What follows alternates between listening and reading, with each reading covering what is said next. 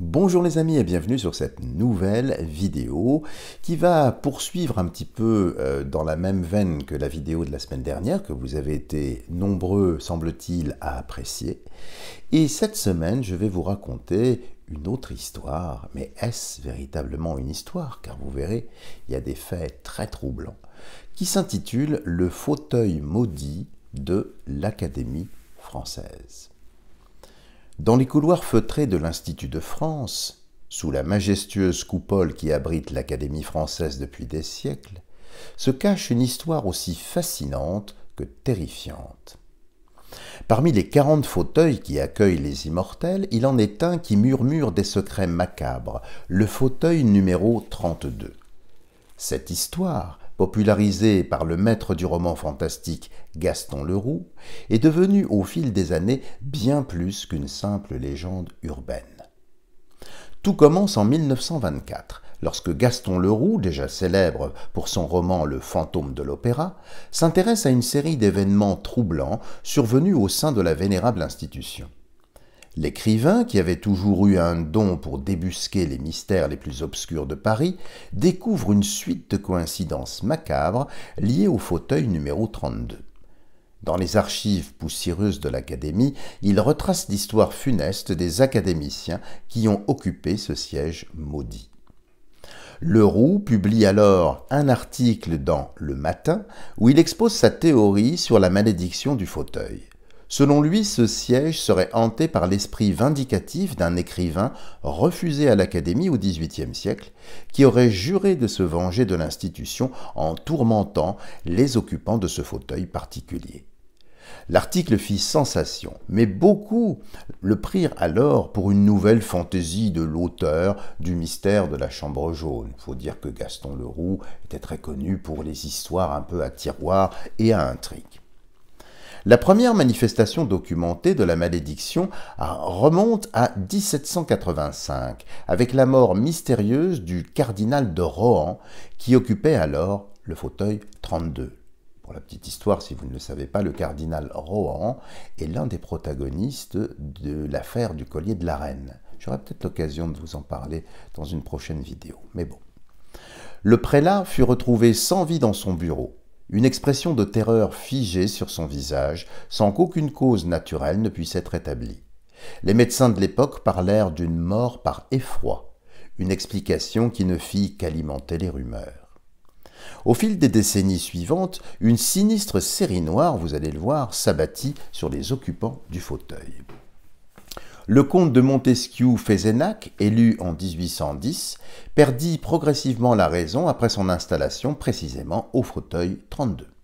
Il prétendait entendre des voix murmurant des vers inconnus pendant les séances de l'Académie.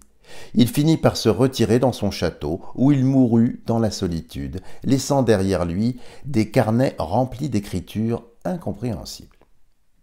Jean-Baptiste Suard, qui lui succéda, connut une fin tout aussi troublante.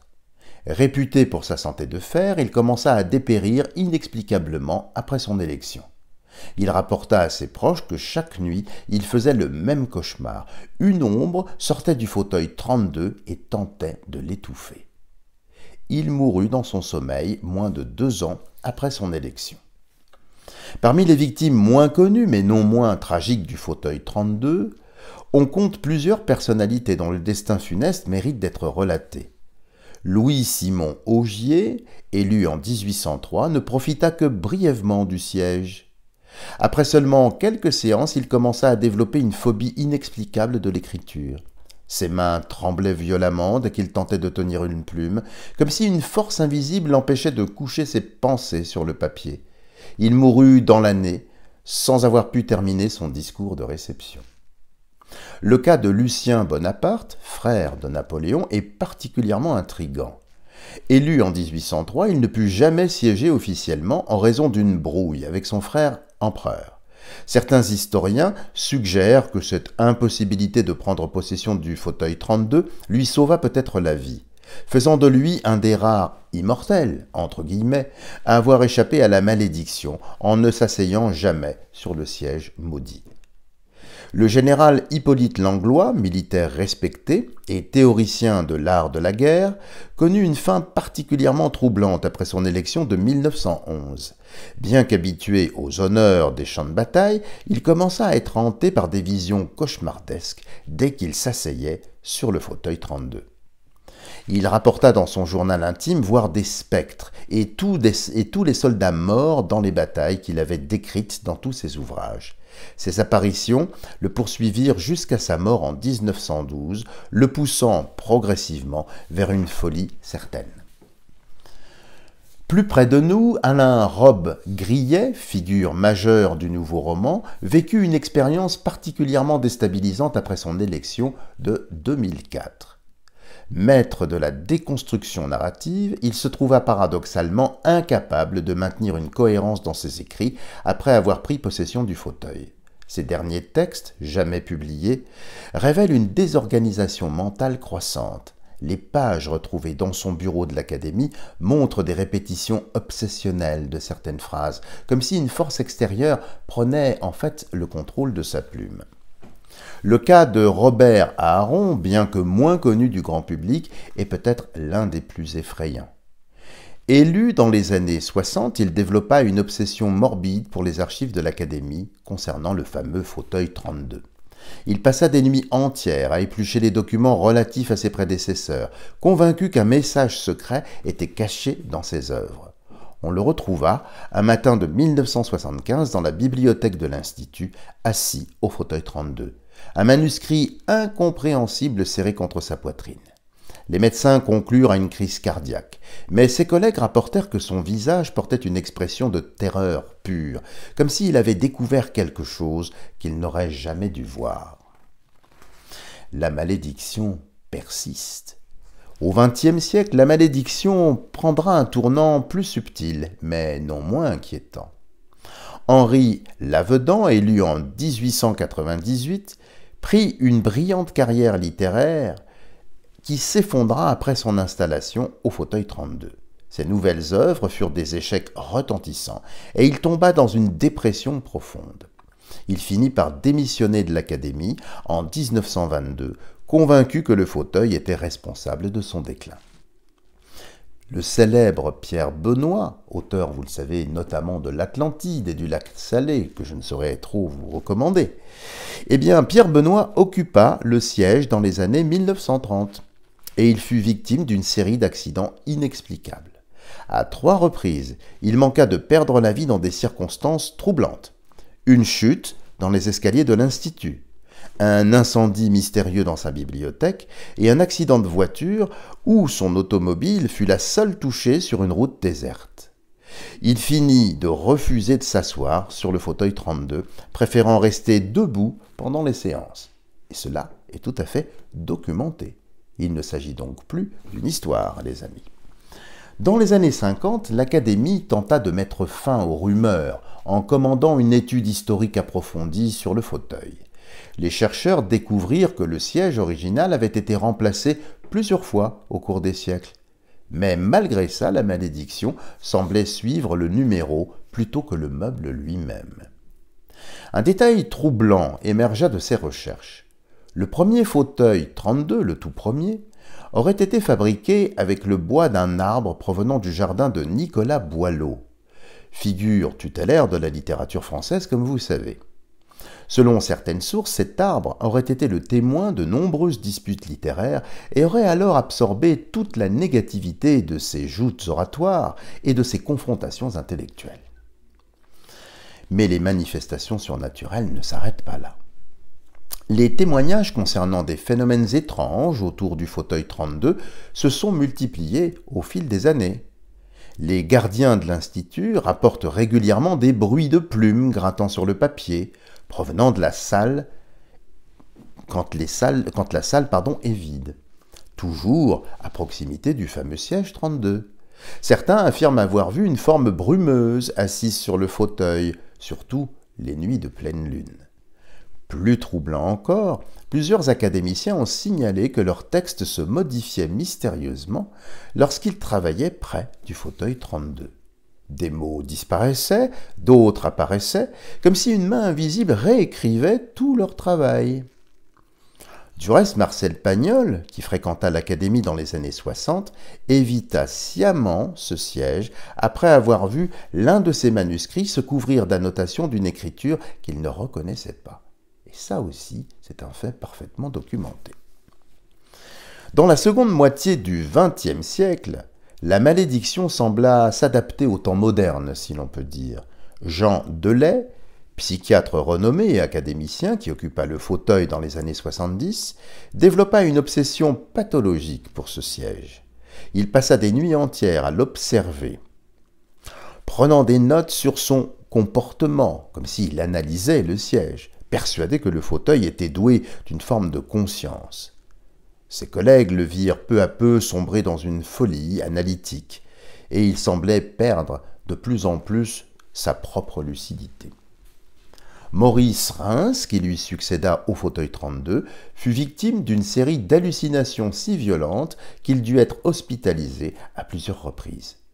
Il décrivait des visions de tous les précédents occupants du fauteuil qui venaient le visiter la nuit, récitant leurs œuvres dans une cacophonie infernale et le menant vers une sorte de folie ou, pour faire moderne, de burn-out.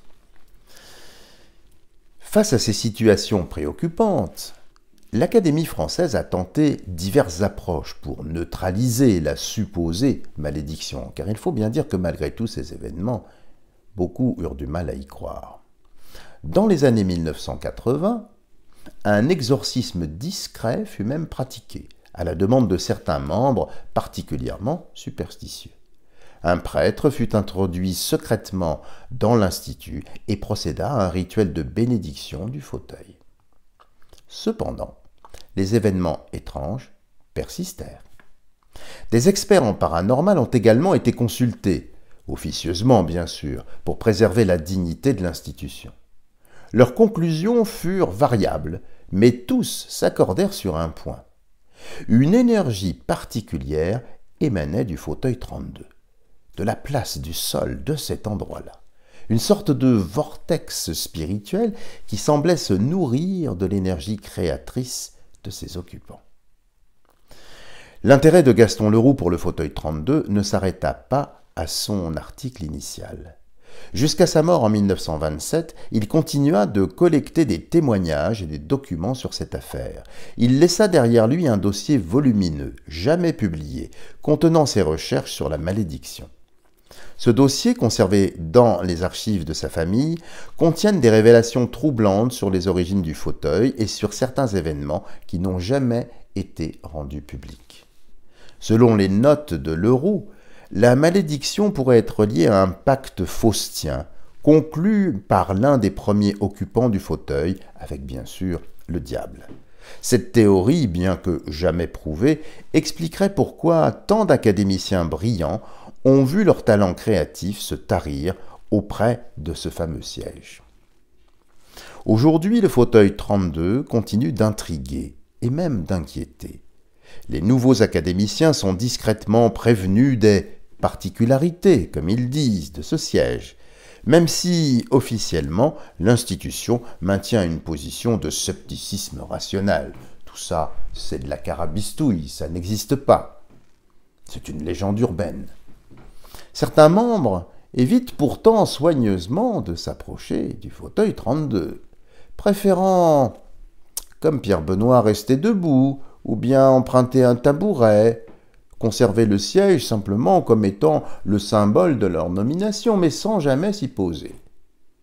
Comme quoi, il n'y a pas de fumée sans feu.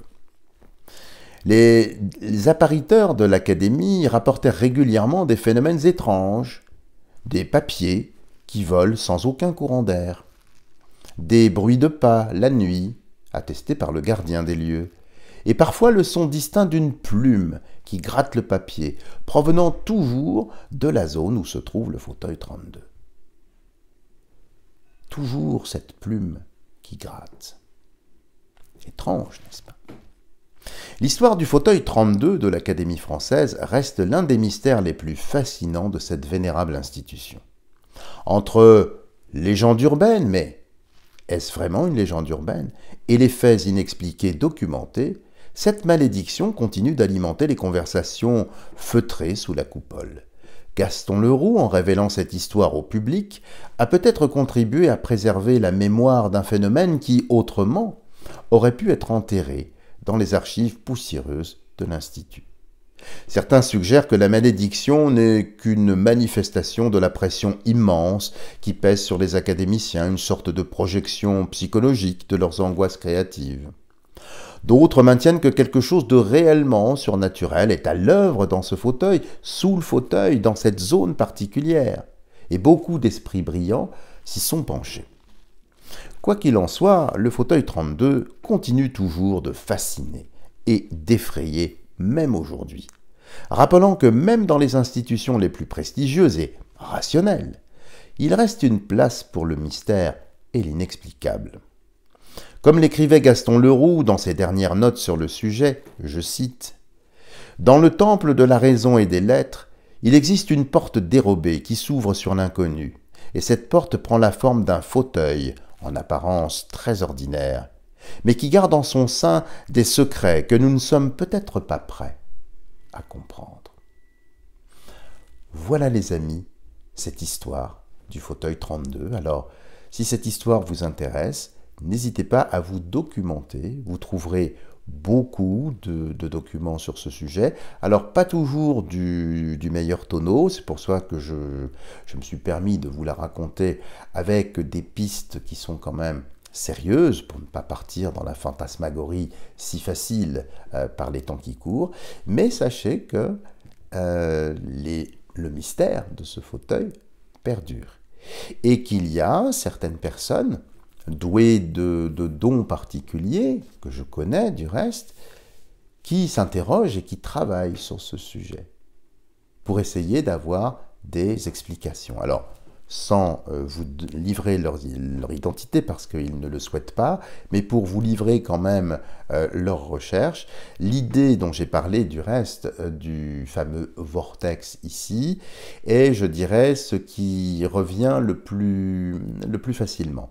Il y en a aussi qui ont remarqué que l'aura, donc ce halo énergétique autour donc, des personnes à qui est attribué ce fauteuil, eh bien, était assez particulière. Il y en a qui sont en train justement de compiler sur des photos, des documents pour les plus récents, parce que pour les plus anciens c'est difficile, et il y aurait une sorte de syntonisation inversé, alors pardon pour ce jargon un petit peu ésotérique, mais certains d'entre vous le comprendront quand même, ce serait deux champs de force, si vous voulez, opposés, qui créeraient une faille.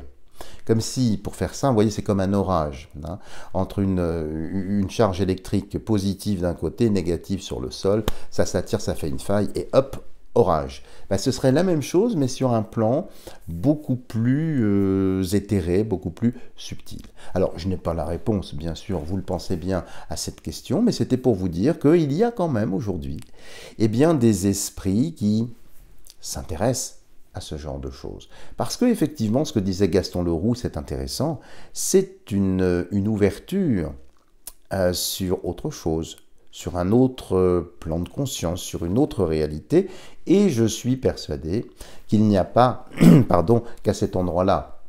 Alors j'aurai peut-être l'occasion de vous parler d'autres petits mystères qui ont émaillé un petit peu l'histoire de France, des choses tout à fait surprenantes aussi, notamment sur l'espace-temps qui parfois peut glisser. Alors il faut me laisser un petit peu de temps parce que j'écris beaucoup, comme vous le savez. Je suis en train d'avancer dans l'écriture de l'un de mes prochains ouvrages sur la symbolique alchimique du roman de Victor Hugo, vous le savez. Donc j'ai beaucoup de notes, je dois faire des démarches, compiler des notes, échanger avec des spécialistes justement de Hugo, enfin bon bref, je ne veux pas vous raconter ma vie, ça n'a aucun intérêt. Seul le travail compte et surtout ce que je peux vous livrer, c'est ça qui est important. Moi, aucune importance. Mais je dois quand même vous dire que je suis assez occupé, donc laissez-moi un petit peu de temps, mais je pense que je vous livrerai des petites histoires, peut-être des choses que vous ignorez, que vous ne connaissez pas, parce qu'aujourd'hui, évidemment, tout est passé sous silence. Hein. Aujourd'hui, on préfère, si vous voulez, comment on appelle ça, non pas la réalité virtuelle, mais vous savez, des gens qui se filment, là, je ne sais pas comment ça s'appelle, enfin bon, c'est une affligeante banalité, médiocritas, médiocritas, comme disaient les Grecs. Bref, donc moi je ne m'intéresse pas du tout à ça. Et j'aimerais effectivement eh bien, vous transmettre ces petites histoires qui sont tout à fait non seulement réelles, mais qui continuent aujourd'hui. C'est-à-dire que malgré la prétendue science qui saurait tellement de choses, eh bien, il n'en est rien. Voilà les amis, j'ai encore une fois été très bavard. Si vous avez aimé cette vidéo, n'hésitez pas à me le mettre en commentaire. Alors je lis toujours vos commentaires, je n'y réponds pas tout le temps, toujours pour des raisons de temps, mais ça me fait très plaisir, je les lis. Parfois je réponds à certaines personnes qui me posent des questions sur certains auteurs ou un peu plus techniques. J'y réponds bien sûr, parce que mon rôle c'est de transmettre un maximum de choses pour que effectivement, eh bien, la substantifique moelle si chère à Rabelais, eh bien, passe à travers moi, passe à travers les siècles pour que vous en goûtiez les fruits. Voilà les amis, merci de votre fidélité, merci de votre gentillesse, de votre soutien. Je vous embrasse toutes et tous du fond du cœur et je vous dis à la semaine prochaine pour une autre aventure qui, je pense, devrait vous intéresser. Passez une bonne semaine les amis, à bientôt.